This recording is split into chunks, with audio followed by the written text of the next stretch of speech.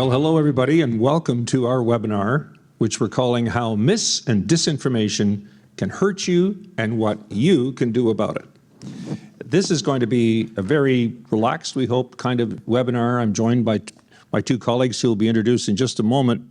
And I know that we have quite a lot of participants in this webinar, and we very much welcome you. We're covering Ontario, Canada, and I think as far away as the Cayman Islands, which we'd all like to be there right about now if you're anywhere near Ottawa and our snowstorms. This is going to be an informal kind of webinar with a lot of learning that I hope that you can take away and use. It's also an hors d'oeuvre because we're going to be doing an actual 3-day seminar through the Professional Development Institute, which is called Risk and Crisis Communications in an Age of Disinformation. And so today's, you'll get some learning, but it will really be a little bit of an hors d'oeuvre, hoping up that you can really walk away with some very tangible benefits. So I'm joined right now by my two colleagues here, and I'm going to ask them to introduce themselves. First, my colleague, Laura Peck. Hi, everybody. I'm Laura Peck, and I'm a Dow grad. I also worked for the CBC a long time ago, and you can imagine it was kind of exciting for me to see somebody from my old days there is actually in the audience today, so that, hello, nice to see you again. So I worked on Parliament Hill for a couple of years, and while I was there, I worked for politicians, and then I went into business with McLoughlin, and we've been doing media training, how to appear before parliamentary committee, how to be messaging with people. And that's when we began to notice that there were some issues with regard to misinformation and disinformation. So for the last many decades, we've been doing that, and we look forward to hearing from you today. All right, and Jennifer Irish. Good afternoon. My name is Jennifer Irish. I'm the director of the Information Integrity Lab at the University of Ottawa, and we are the proud hosts of today's webinar. I'm double-hatted at the university. I'm also an associate at Telfer Executive Programs, where I lead on security and intelligence professional development. Before I joined the University of Ottawa, I had a full career in the federal government in foreign affairs and national and international security. But I'm here today in my capacity as director of the Information Integrity Lab, created 3 years ago in order to advance the understanding and awareness of misinformation, disinformation, malinformation, and to promote information integrity. Thank you, Jennifer. And I'm Barry McLoughlin. I'm president of a company cleverly called TLC, Transformational Leadership Consultants, Inc. That's quite a mouthful. We actually specialize in what we broadly call leadership communications, strategies, and counsel. So if you have an issue or a challenge or a problem in your organization and want some strategic advice, we'll be right there for you. We do a lot of crisis communications, actually conducting them. We got a client somewhere in the Midwest of the United States right now who's called us because they have their funding being cut from them, and they consider that a crisis and want strategic counsel on that. So that's a very typical thing. And also, of course, we do a lot of media training, as Laura alluded to, that how do you communicate your message through the media? And of course, one of the greatest barriers today is misinformation and disinformation, which Jennifer will be getting into very shortly. So we're going to begin today with Laura Peck, who's going to share with us the Indigenous affirmation. We pay respect to the Algonquin people who are the traditional guardians of this land. We acknowledge their long-standing relationship with this territory, which remains unceded. We pay respect to all Indigenous people in this region from all the nations across Canada who call Ottawa home.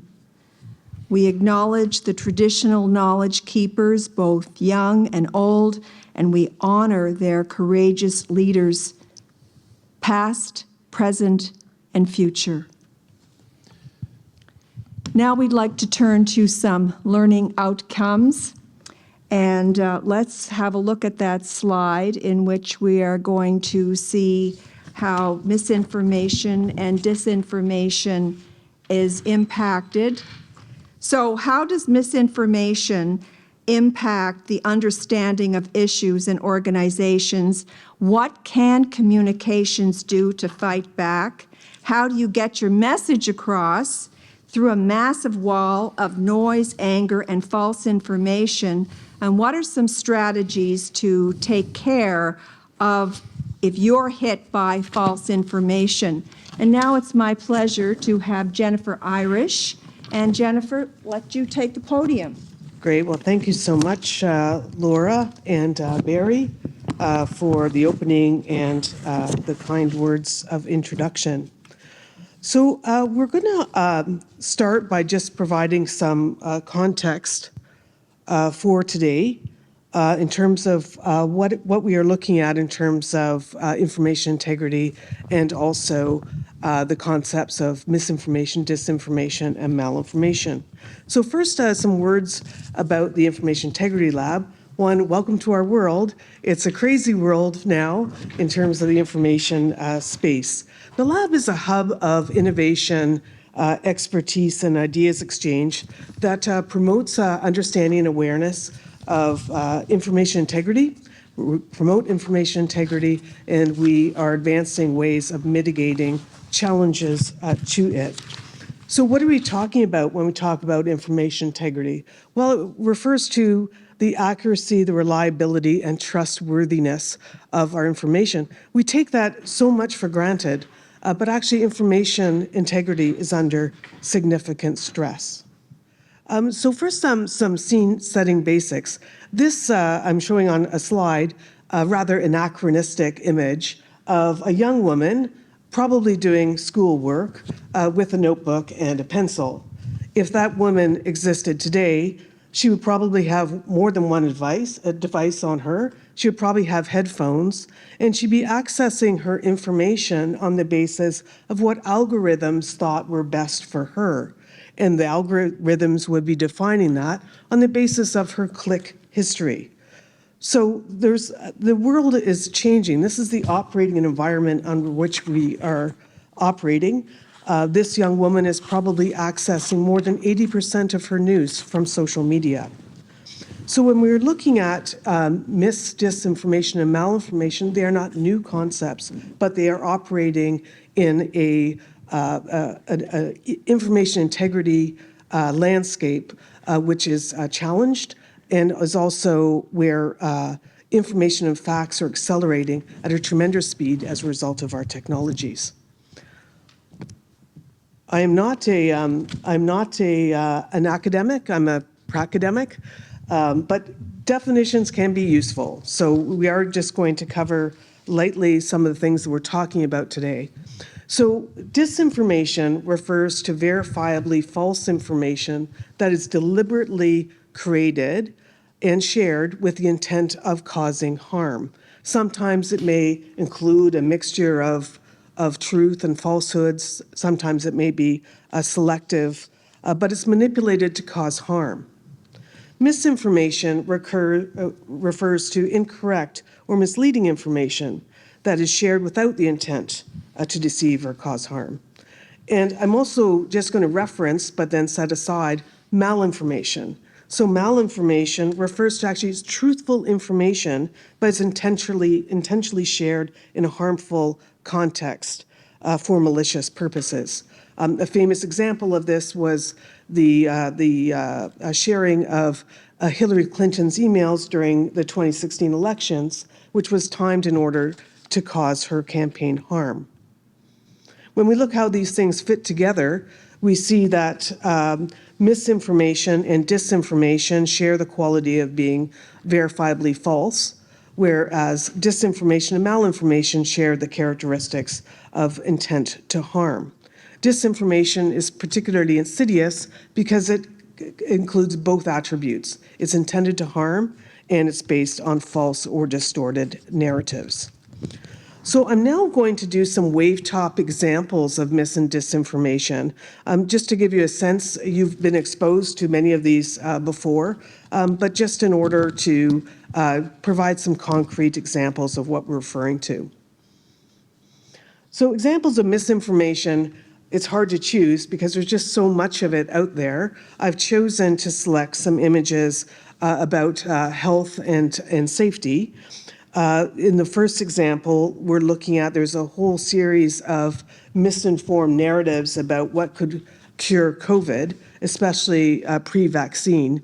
Those who followed that advice would have put their health at risk. So this particular one is advocating for the medicinal value of garlic, which may be good, but didn't cause or cure COVID.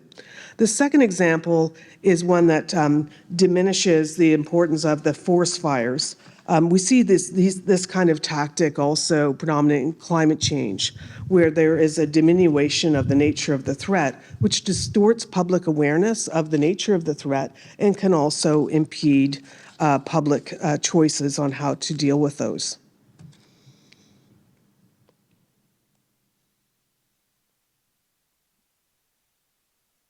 In terms of disinformation, I'm going to specifically address two types. There's actually many types of disinformation, but for time, I'll focus on two. One is on democratic interference. And I focus on this one because it was given prominence recently by the public inquiry on foreign interference. And the quote by Justice Marie-Josée Augue, which I include here, in my view, quote, it's no exaggeration to say that at this juncture, information manipulation, whether foreign or not, poses the single biggest risk to our democracy. It is an existential threat.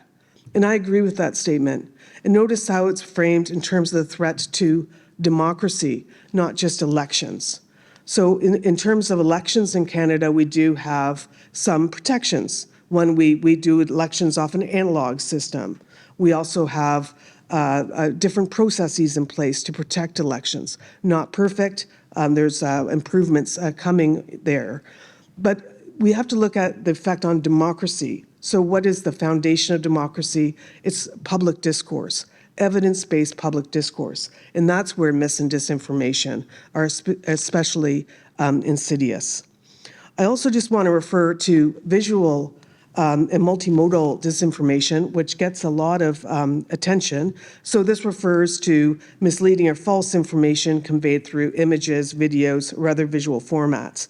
And those of you who followed the recently concluded AI summit in Paris will have seen President Macron here featured in a manipulated image.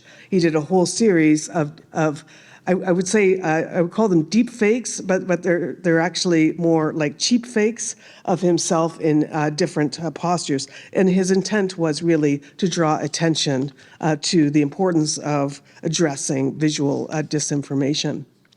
The darker side of visual disinformation is the tragedy of gender and identity disinformation. And females have, of course, been targeted in this form of harm as an extension of intimate partner violence, as an arm of misogynistic violence, and instances of online violence with an ideology. And there's also been instances of where disinformation visually presented has been used for sextortion, and it's led to tragic consequences. Lives have also been lost in disinformation on the battlefield, where misleading information has led to the loss of life because of an adversary's desire to mislead and misinform. In terms of some of the tactics, AI and synthetic disinformation, this is an example shown here of Prime Minister Trudeau and Chrystia Freeland allegedly promoting a financial scheme, which they were not. The second example is content cloning. So the Russians have been particularly active in this space in Europe with the cloning of real live news outlets where they take over they look like they're actually news outlets, but they are vehicles for disinformation. And recently the CBC site was cloned. There's a CBC alert site, and it was being used to propagate disinformation unknowingly to the CBC, which subsequently shut that down.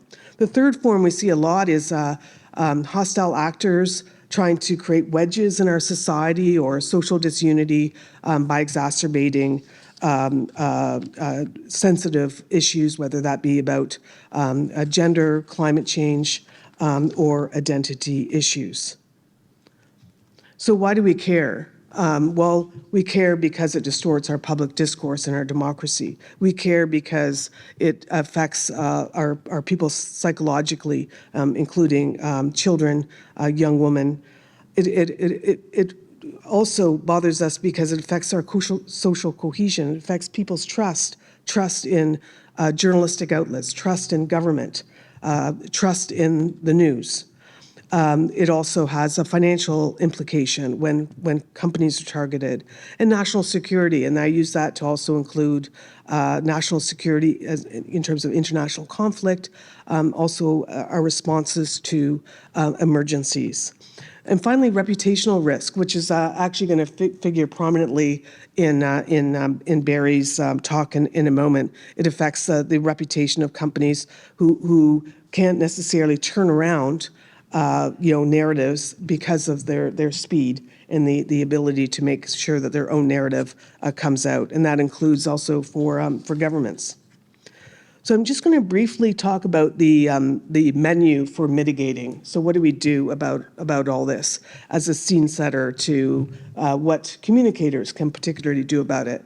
So there's really two types of responses. One type of response is called intervention. So intervention can include fact-checking, topic rebuttal, or technique rebuttal. The difference between the two is sometimes you may wish to rebut the factual accuracy of the information itself. Sometimes you may not want to repeat those false narratives, and so you focus on the medium by which it is being expressed, or the actor.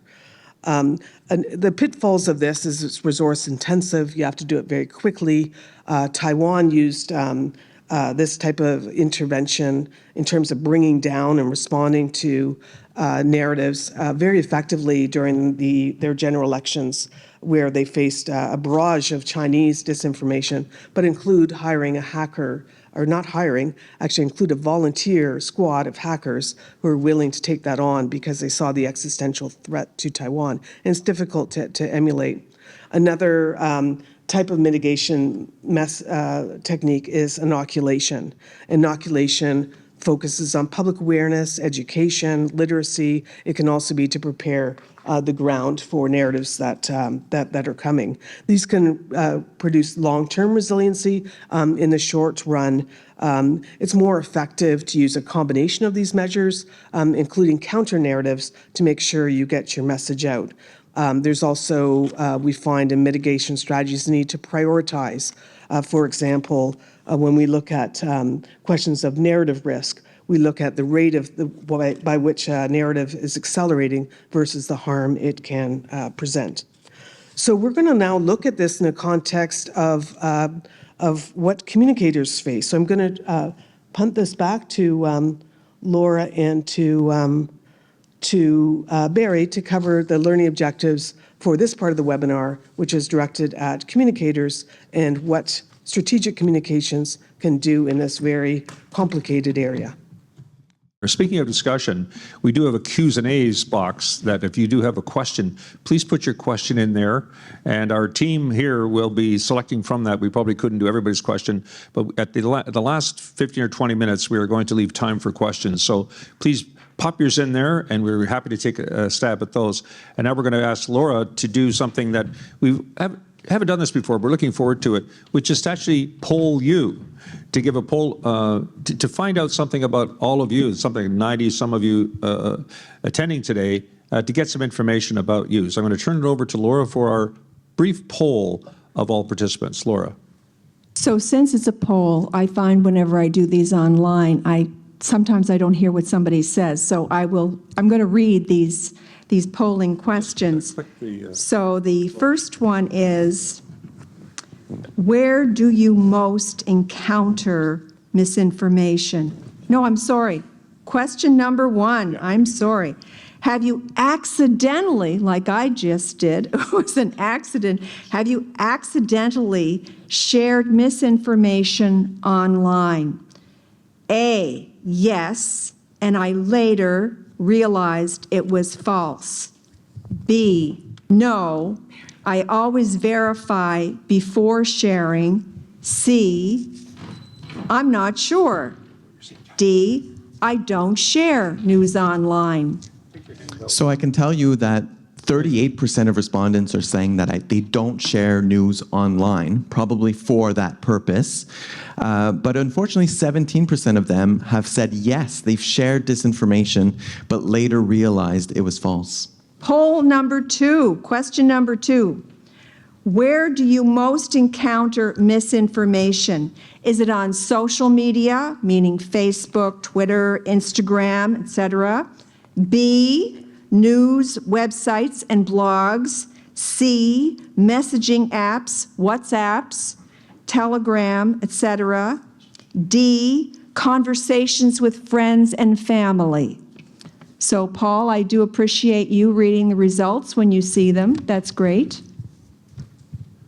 So yes, we've got lots of good responses. 75% are saying social media, Facebook, Twitter, Instagram. And then we've got 20% saying news websites and blogs. Results are fluctuating as I'm talking. 38% conversations with family and friends. Number 3, have you ever tried to correct someone sharing false information online? A, yes, and they accepted the correction. B, but they refused to believe it. C, no, I avoid conflict online.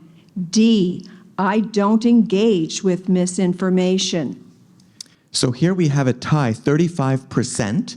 Both are saying, no, I avoid conflict online, and the other one is I don't engage with misinformation. But we do have 29% that, yes, they do accept the correction, and others who simply refuse to believe it. Thank you, Paul. And the last question, why do you care about misinformation? And that is, I trained oncologists the other day. They really care about misinformation. A, it can distort the public's perception of reality. B, it can create more divisions in our society. C, it undermines the delivery of necessary services by government. And D, it diminishes the ability of the media to hold truth to power. So 82% here creates more divisions in our society. So people have had that belief. And then we have 65%. It distorts the public's perception of reality. Thank you so much, Paul. And now I'm going to turn it over to Barry McLoughlin. Thank you, Laura. Wow, those are quite the insights. And I have to say, I realized in looking at that I actually have ended up engaging, trying to fight back, just to try it out. It's sort of, trying this out for work purposes only, challenging some of the misinformation, disinformation that's out there. I'm doing it almost for experience, but I know, wow, you're up against a wall of noise. So I'd be interested if we get a chance to have some of your questions about that. So we have a situation today where, as Jennifer was alluding to in her presentation, more and more is really the rule, not less and less. All right. What are the strategic options for communicators in rapidly spreading misinformation or disinformation in response to these attacks? So what are your strategic options when you're facing this, whether as an individual, although really your organization? How does an organization respond when they are the recipients of this kind of attack? Well, first of all, let's say you've got a situation where, frankly, it is just not true. First thing often is advise, don't do anything. It's just noise out there, let it go. So the do nothing option is always an option to consider. What I'm saying here, though, is that it's only appropriate when it's relatively harmless and comes from false, disrespected media outlets. And that's as considered by your target audience. You might not like that particular media outlet, but to a significant part of your audience, they kind of think it's fairly credible. So if it's one of those ones, the ones you say, Elvis is actually alive and well, and it's one of those kind of, publications, well, you might want to choose to ignore that. Otherwise, you're giving them a lot of credibility by engaging them. Your second choice, of course, is to respond immediately. Appropriate if it's damaging and the media outlets are considered credible by your target audience. That's often a question I will ask when an organization is attacked. I'll say, well, first of all, is that outlet that's pushing it or it's in there, whether that's the social media, online media, is that credible? Does it look credible? Does it seem credible? And if it is, people will need a response. So I think that's an important one. I have an example here. I'm saying also, when I say response, I don't just mean issue a statement. Sometimes you have to do more than that. You've got to get out there, hold a news conference, do a round of media interviews, post on your digital channels. You've got to do a lot of this. Direct contact. Are you talking to your key customers about this? Or are you letting them just read it, absorb it, and maybe believe it? Your supply chain, your partners, the minister's office if you're in government, parliament, et cetera. We had actually a major Canadian Crown corporation years ago, the Export Development Corporation, who woke up to find they were being accused in a media story of a $1 billion loan loss. Well, that triggered immediate political response. It was a nightmare. The president called me in. I remember they were having breakfast, the executive team. And you only really get two questions in the crisis communications business. What do we do? What do we say? That's really what it is. What do we do? What do we say? So I had read the articles and I said, well, actually, you're saved by one thing. What? That they're saying loan loss, but correct me if I'm wrong. I'm only an amateur when it comes to financial issues, but it's really a loan loss provision, isn't it? It's a provision against your loss portfolio, your loan portfolio. Exactly, they said. I said, good. Now we have the basis to fight back on, that was a major media outlet, the Ottawa Citizen, to demand a correction from the Ottawa Citizen on that story. And by the way, 4 remaining errors that were also there in the story.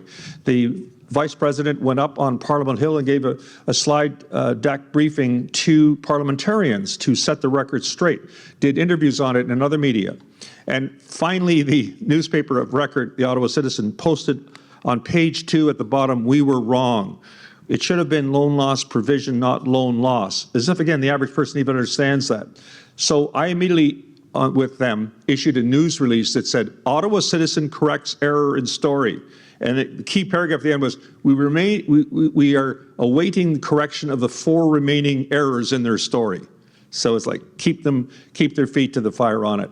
So sometimes you have to directly do that. Here's an example of Political Pro. They were caught up in Donald Trump and Elon Musk's attack on USAID. And they alleged that there was some truth to this, actually, that a number of public servants, civil servants, had subscriptions to Political Pro, which is a subscription newsletter. And it is an expensive newsletter, there's no question.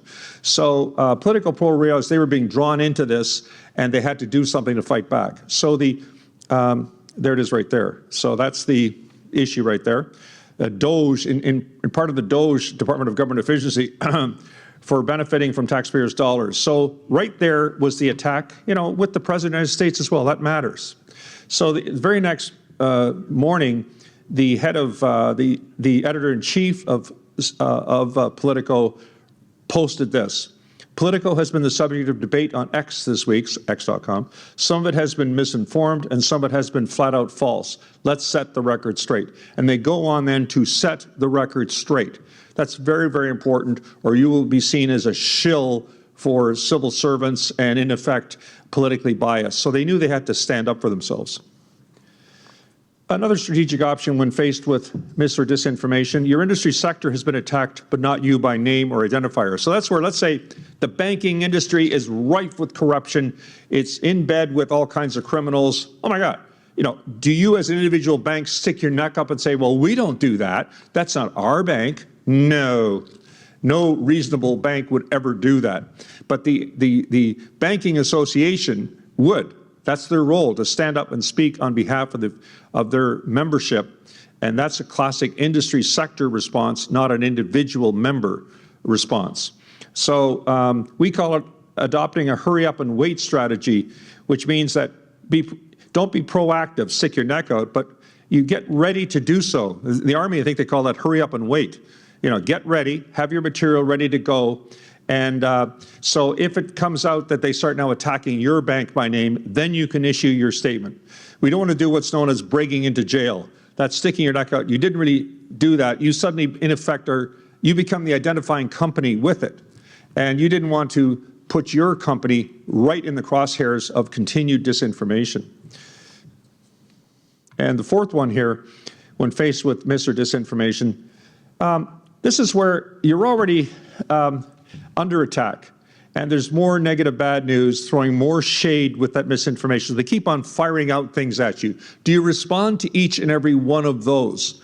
Well, I'm here to say, if the primary attack campaign is dying down, don't give it much oxygen publicly, but inform your employees and your key stakeholders directly, and create a standby holding statement in case the disinformation starts to take hold. So you're ready to go, but don't always jump just for the sake of being proactive. Be ready to be as necessary.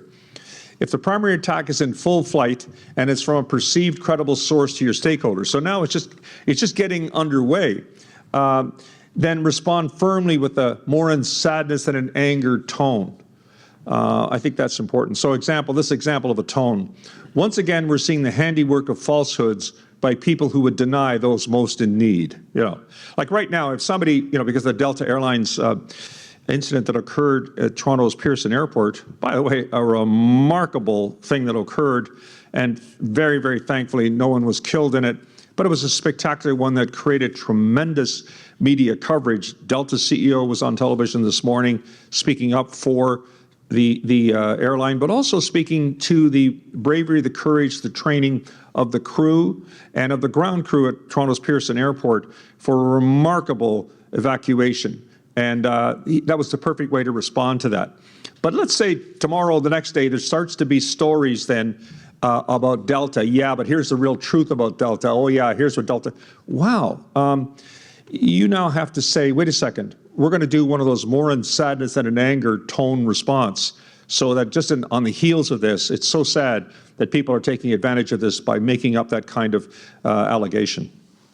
So those are just some example of strategic options. Don't forget, though, I just mentioned the president of the Delta airline. Don't forget the leader, the spokesperson, when you're under attack, when the reputation of your organization is being attacked, you really have to ask yourself, who is the leader? Who is that spokesperson? It can't be just a junior spokesperson. They can handle initial calls, they can do initial kind of things, but they can't be the main spokesperson. Even the PR or communications person shouldn't really be the primary spokesperson in a crisis situation when the reputation of that organization is under severe attack. It has to be the CEO, it has to be the minister, it has to be the one at the top, the one who is ultimately accountable for what's going on. And in government, it often becomes prime minister then if it's that big. So I think you'll see where that leader matters, and that leader has to move quickly. There have been too many situations, I'm thinking of a few oil companies, that the president, he was busy at a conference somewhere, so they let a more junior person do it. Well, what do you think the media's response to that is? Where is the president? Why isn't he or she here? Boy, they get attacked more about that than anything else. So remember this, though, when you're talking to the media, you're not really talking to the media. Through the media, you are talking to the public, and I think that's keeping that firmly in mind. Stress the positives or the actions you are taking. Focus on your issues, don't just react to others. Speak from the heart. Now that sounds like, speak from the heart. According to a lot of research, Dr. Vincent Cavello, for example, that about half of the credibility on a serious risk issue of the spokesperson is caring or empathy. She didn't even sound like she cared. He didn't even say he cared.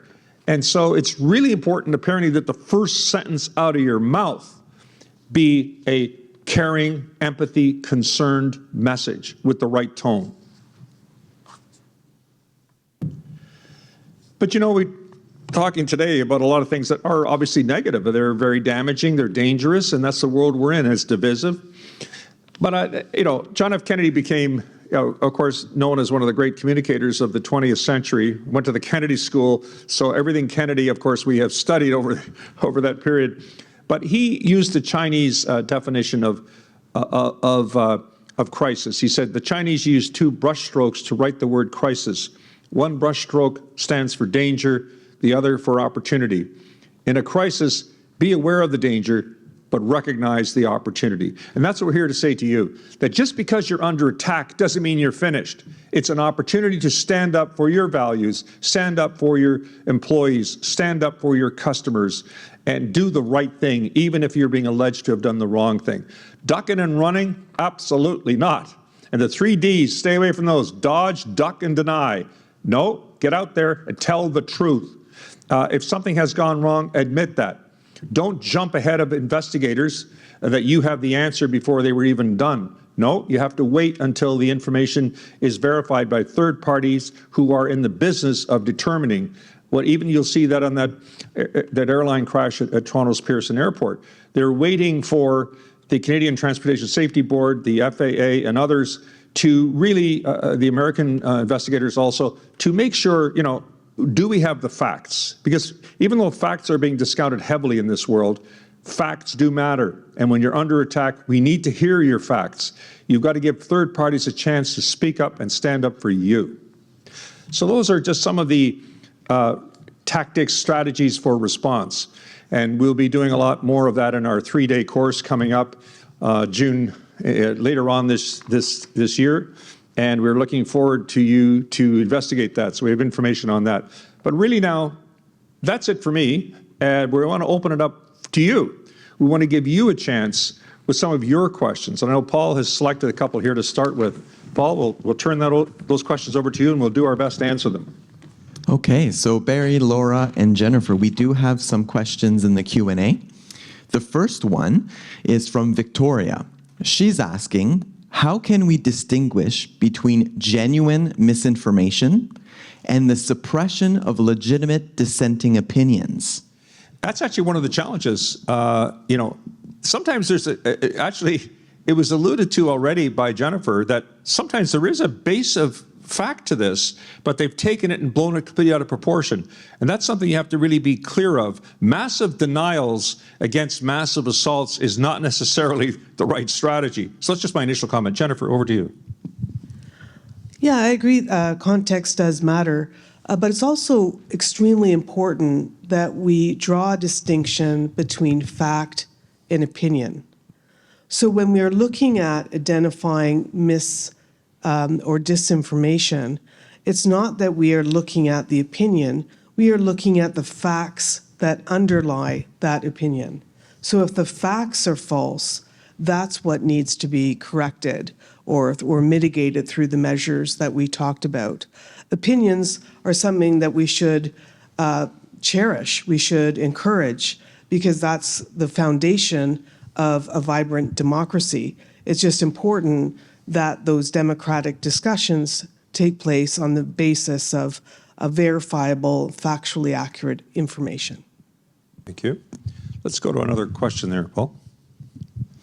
Yes, okay. We also have Lauren asking, how can government straddle the challenge of responding quickly to disinformation? So how do we do it quickly while ensuring the accuracy in our response by going through appropriate channels? So that kind of challenge, if we can speak to that. So, Lauren, you've asked a difficult question because we are empathetic with the numbers of sign-offs that have to go on in government before you do put out an answer. It used to be that people could take their time, and so part of the reason why we are doing a 3-day course on this is to impress upon people how quickly you have to be right, you have to be accurate, but if you don't do it in a timely fashion, you might miss your whole opportunity and that rumor mill gets out there.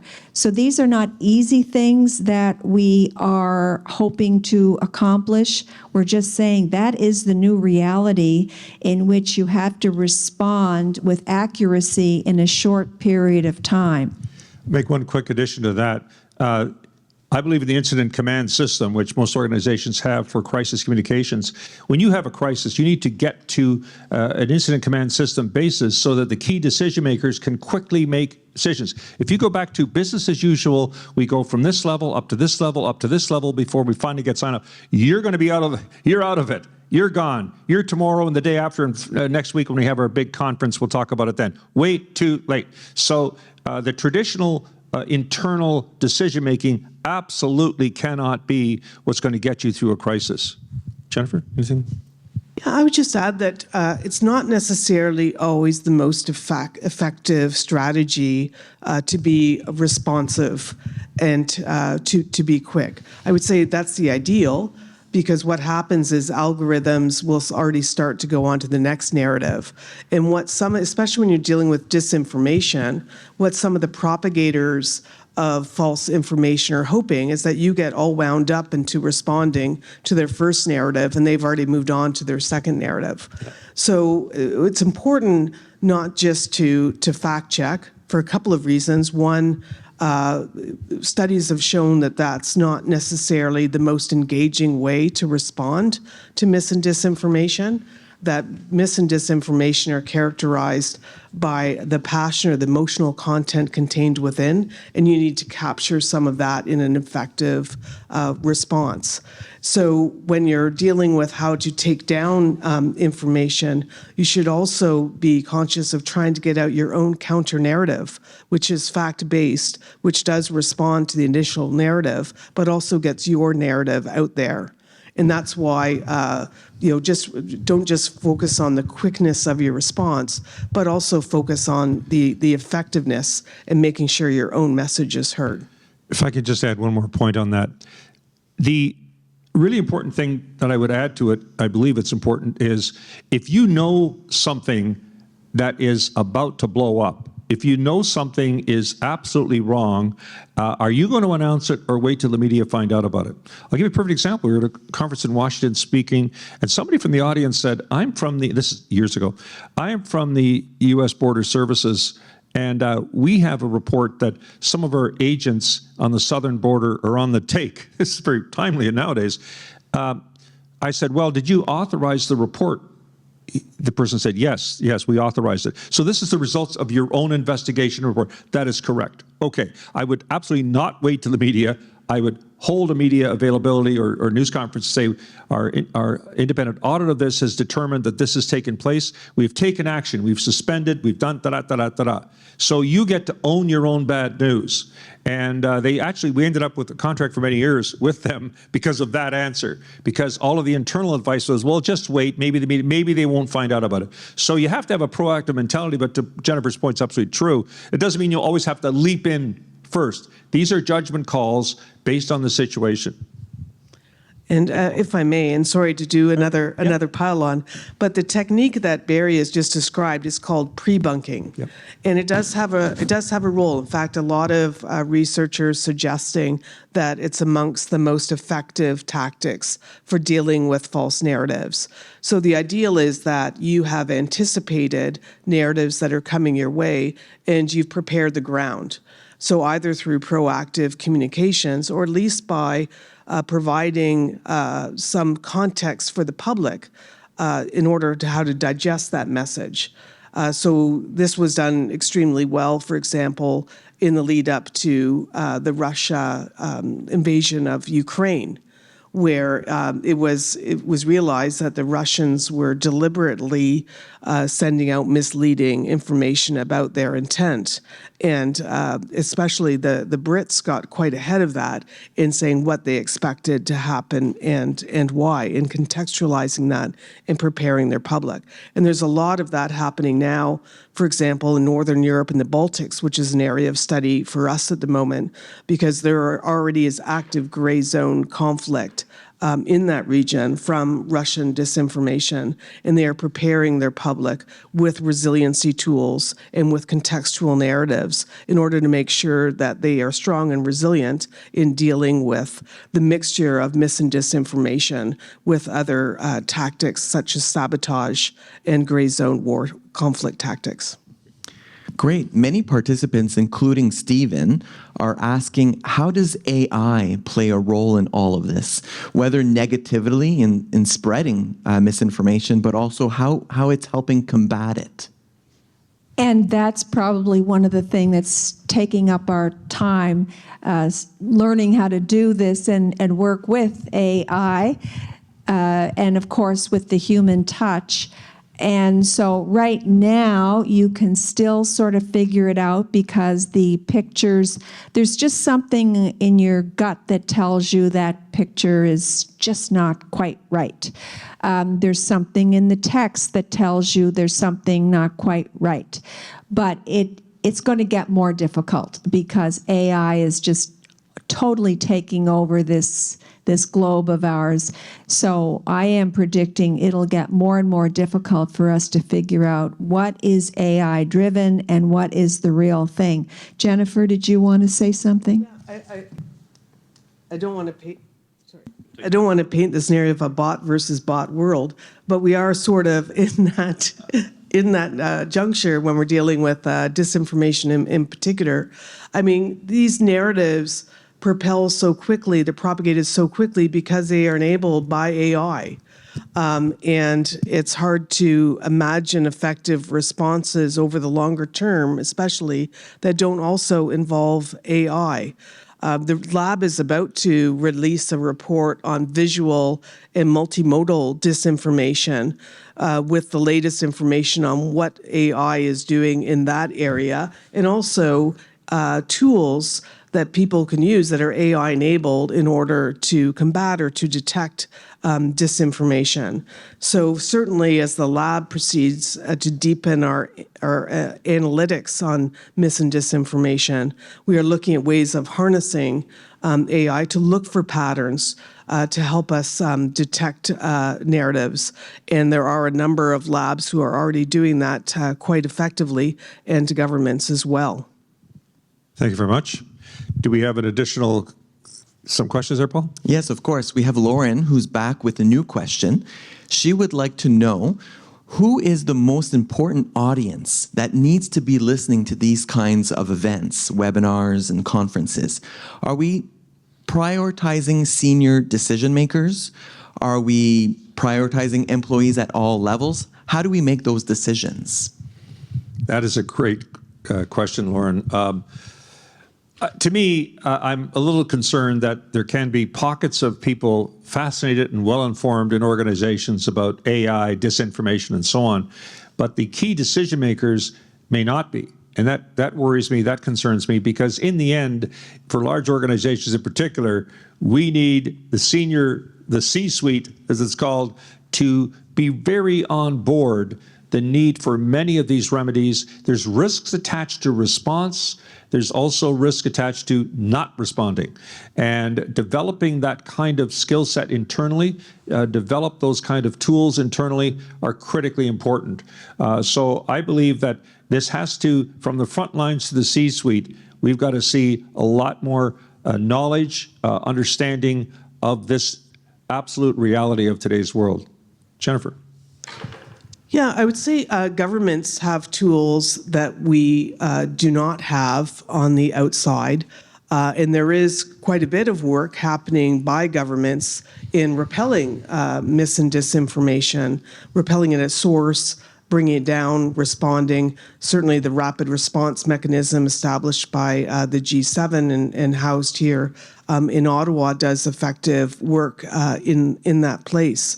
In terms of partnerships, I would say government can't do it alone, and nor can civil society actors and labs do it on their own. That increasingly we need effective public-private partnerships. So in that sense, it's not just decision makers in the corporate world or in government, but also in civil society that we need to bring our resources together, especially in democracies, in order to confront this. In terms of the audience, I would say we need to get right out to the public.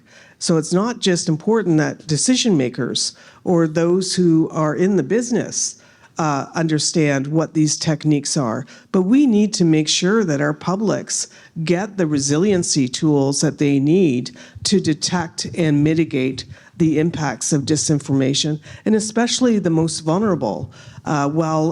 Sometimes people point to, the importance of youth and educating our youth, but youth are also kind of savvy on this front. Yeah. More savvy than me, I would say, in terms of the power of social media. And sometimes, for example, it's seniors who may take for granted what they see to be online as being more truthful, especially if it comes from an outlet they understand. And I don't mean to generalize in any way, but I think we need to reach out to our publics more, and especially those who may need more digital literacy and those who are most vulnerable to the impacts of mis and disinformation. Thank you. And just to add to that, talking to people that don't necessarily agree with everything that the boss is saying, or you have to be a bit fearless in this, and that's a hard thing to do, because sometimes in our own work experience, we have been asked to make suggestions on how somebody can combat misinformation. And there was a time, if you dared to say in the C-suite, we have to consider social media, somebody back at one time might have been a little upset about this. Well, sometimes you have to be a little fearless about saying fear less. And sometimes it can come from an outsider. But if you're only always talking to the same people and the same people within your own department or workplace, how are you going to know? So that's why it's hopeful and it's helpful if you talk to people who are not necessarily insiders all the time. Right on. Paul, we might have... Yeah, we have time for one last question. Okay. This one comes from Angela. She's wondering about the legal recourses for an ordinary person against disinformation. Her context she's bringing to us is regarding climate mis and disinformation, where the culprits are large corporations. Any thoughts on this? And is it the right approach? Legalities. Well, legality, that's a great one, actually. Thank you for raising that one, because often that becomes a discussion early on. Okay, that's totally false. They're damaging our representation. I'm seeking legal counsel here, or legal counsel's in the room. And legal counsel, one of their tools is to file suit. It's usually not my approach that I would automatically do. In the end, I always remind myself that CEO or that prime minister or that minister is ultimately accountable. They're looking at the entire picture. I try not to force and push anything on them. They have to make a decision. But once they enter into a legal channel that is long, it's cumbersome, and 2 years from now, you might get your proverbial day in court. But in the meantime, you're getting battered in the court of public opinion. So often it's kind of a default that's done. And it's not one that I automatically recommend, but I also have said to legal counsel right in the room for crisis communications with the client, there's a legal counsel who are pushing and scaring the client into, we better do this, libel, legal. And I'm going to say, you know what? I've had to take them aside privately and say, you know what? We're counsel, in effect. I'm communications counsel. You're legal counsel to the CEO. I'm going to ask you this. You're pushing and pushing that CEO into a decision. He or she has to own that, not you. So I've had to have that exact conversation, because in the end, yes, it's always an option, but it's not one, especially you get a large corporation versus another. They just see you spending a lot of consumer money in lawsuits and defenses against them, and it doesn't. There's rarely clear winners when you get into that. Jennifer? I would just add 2 points. One, I think disinformation is an area where we need more legal recourses and more legal accountabilities for also technological platforms, the tech platforms who end up housing mis and disinformation. And it's sad to see that tech platforms are now not providing fact checking and screening. with respect to corporations, which was the subject of the question, we are doing some work on mis and disinformation with respect to climate change, and also a phenomenon called greenwashing, where corporations can mislead the public in terms of offering themselves as a solution when in fact they're part of the problem.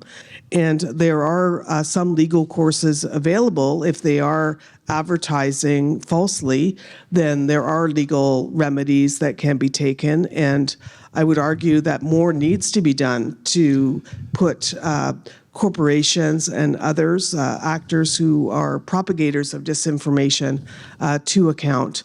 I would also just add that in terms of developing legal remedies, Europe has some interesting practices that are worth emulating, including, for example, their Digital Services Act.